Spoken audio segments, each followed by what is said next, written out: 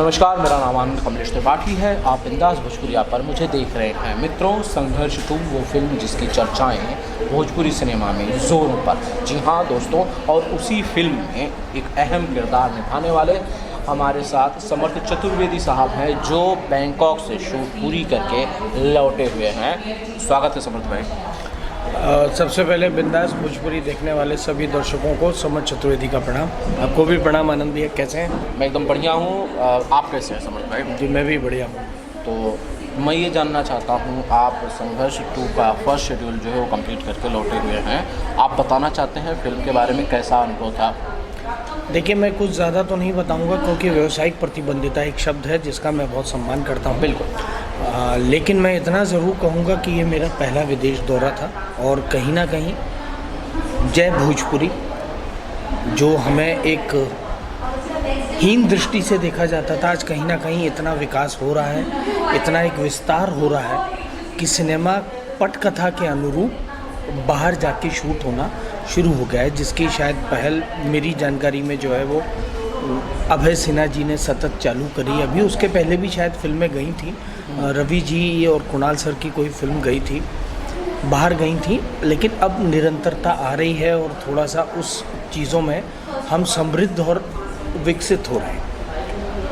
मैं ये जानना चाहता हूँ समर्थ भाई, फिल्म में बेसिकली समर्थ चतुर्वेदी क्या खलनायक हैं, हाँ या नहीं? ये देखने के बाद पता लगेगा। अगर मैं आपको अभी सब कुछ बता दूंगा तो सस्पेंस खत्म हो जाएगा। अंत तक जो रोचकता बनी रहनी चाहिए वो बनी रहने दीजिए ना। ठीक है, चलिए अगला सवाल ले लेता हूँ मैं। जो 7-8 दिन था, पहले ये कहा जा रहा था कि संघर्ष 2 जो है वो 15 दिन का शेड्यूल होगा, लेकिन वो 7-8 दिनों में ही क्यों सिमट गया? देखिए, अभी ये तो मैं नहीं बता सकता, ये मेरा कार्यक्षेत्र नहीं है। ये निर्माता, निर्देशक और कार्यकारी निर्माता, नहीं, दो चीज़ है, या तो आप लोगों ने 15 दिन का काम 7 दिनों में कर लिया, बहुत तेज़ी से काम हुआ, या फिर कुछ चीज़ों को वहाँ से यहाँ शिफ्ट किया गया।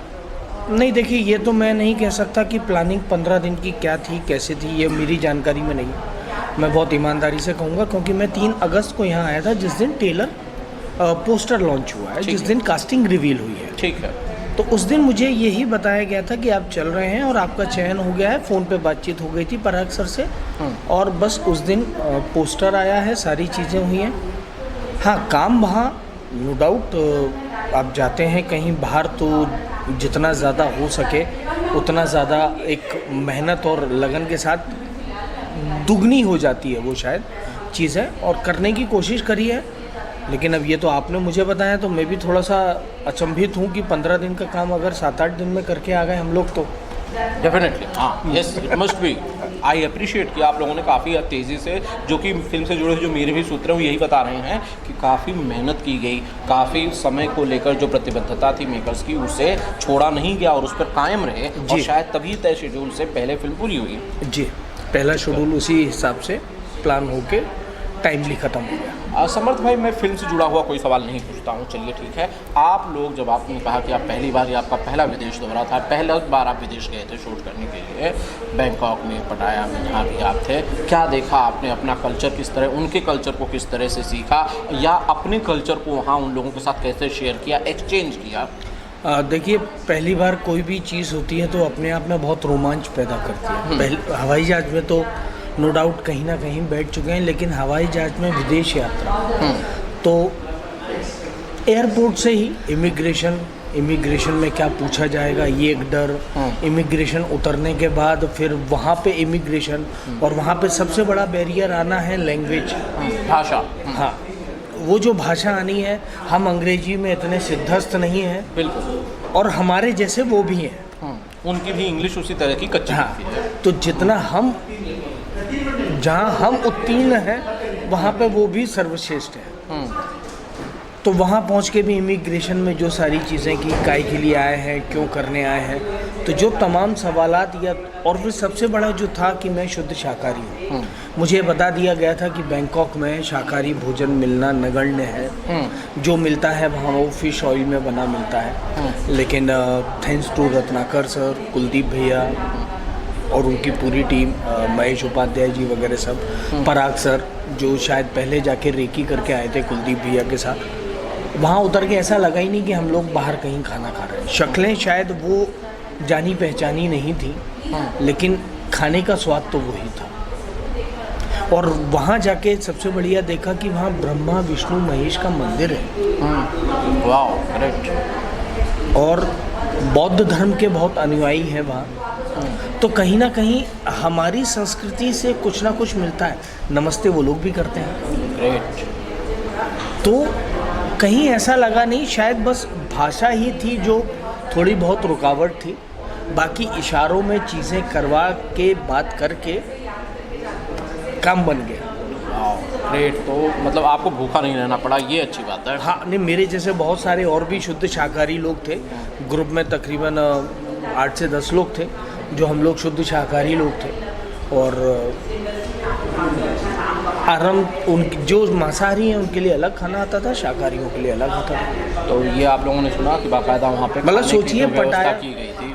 बैंकॉक में हम लोगों ने लिट्टी चोखा खाया। वाह, ग्रेट। तो अब आप ये सोच लीजिए, वही चोखा जो आपको सरसों के तेल में मिल के बनता है, तो मतलब विदेश में देसी खाना। हाँ, फिर तो मतलब वो विदेश भी अपना सा देश लगने लगा।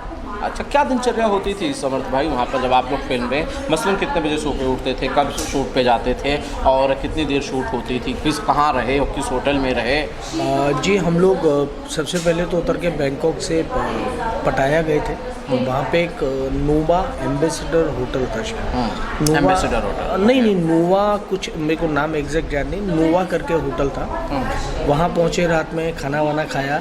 तो अमूमन दिनचर्या ये होती थी कि सुबह 7 की शिफ्ट लगती थी, तो तकरीबन वहाँ पे नाश्ता करके 7:30-8 बजे तक लोकेशन पे निकल जाना है। और रात में लौटते लौटते 9:30-10 बज जाता था, क्योंकि हमारे हिंदुस्तान टाइम से वहाँ पे 1.5 घंटा ज़्यादा है।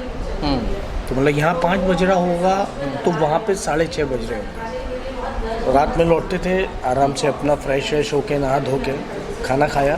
तो खाना खा के फिर सोना ज़रूरी था, क्योंकि दूसरे दिन फिर उठना। और होटल आने के बाद वाईफाई से कनेक्टिविटी हो जाती थी, तो बस व्हाट्सएप देखना, एक जो आज की डेट में अब एक सबको लत लग गई है सोशल मीडिया की। तो बस वही सोशल मीडिया की सारी चीज़ें देखना, घर परिवार से बात करना, बस।